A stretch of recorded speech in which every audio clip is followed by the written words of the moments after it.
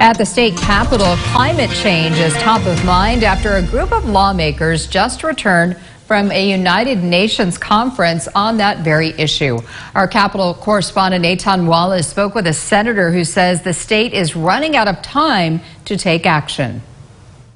The senator I spoke to says the state has set significant climate goals, but argues more action is needed. What can we do now? That's the big question Senator Bob Wieckowski wants the legislature to tackle after he and a handful of his Democratic colleagues just got back from the 2022 United Nations Climate Change Conference in Sharm el-Sheikh, Egypt. One of his main takeaways? We're doing a pretty good job in California, but we haven't had that action, moving from ambition into action. He says the state's long-term goal to phase out fossil fuels and go carbon neutral by 2045 is an important first step, but he argues it's not enough to help the UN reach its 2030 goal to cap average global temperatures no more than 1.5 degrees Celsius above 1990 levels. I don't believe that people have the urgency that we need. We're always going to have a wildfire challenges. We're always going to have a drought challenges, and we have to adjust our public policy so that it incorporates that. While Senator Wieckowski will be termed out of office in just a matter of weeks,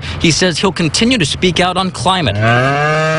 He wants to see more investments in livestock methane reduction programs and wants oil companies to reduce their carbon footprint. Allowing the fossil fuel companies to do the carbon reduction now, because they have the money, and we're in this fight where we want to put them out of business and eliminate it, and that's okay. But right now, we're still going to have cars that are fossil fuel run. We're still going to have factories that we need, and how can we get them to join our dance? But Assemblymember Vince Fong, whose district includes significant parts of Kern County, where oil is a huge part of the economy, argues a transition away from oil will only hurt Californians. We have to make energy policies grounded in the real world. The state is punishing reliable energy sources and moving toward intermittent sources that aren't dependable 24 hours in the day.